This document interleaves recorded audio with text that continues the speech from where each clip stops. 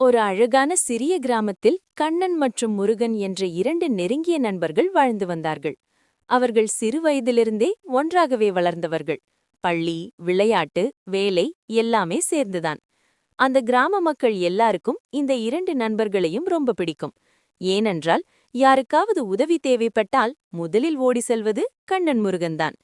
ஒருமுறை கடும் மழையால் கிராமத்தின் சாலை சேதமடைந்தது. மக்கள் நடக்கக்கூட முடியாமல் தவித்தார்கள். உடனே இந்த இரண்டு நண்பர்களும் கிராம இளைஞர்களை கூட்டி மணல், கல் எல்லாம் போட்டு தற்காலிகமாக சாலையை சரி செய்தார்கள். மற்றொரு நாள் ஒரு முதியவர் உடம்பு சரியில்லாமல் இருந்தார். பணமில்லாததால் மருத்துவமனைக்கு போக முடியவில்லை. நண்பர்கள் உடனே அவரை சைக்கிளில் அழைத்துச் சென்று மருத்துவமனையில் சேர்த்தார்கள். கிராம மக்கள் எல்லாரும் அவர்களை பாராட்டினார்கள். நாம் தனியா நல்லா வாழ்றதை விட எல்லாரும் சேர்ந்து நல்லா வாழணும் என்று கண்ணன் சொல்வான். உதவி செய்வதே உண்மையான சந்தோஷம்.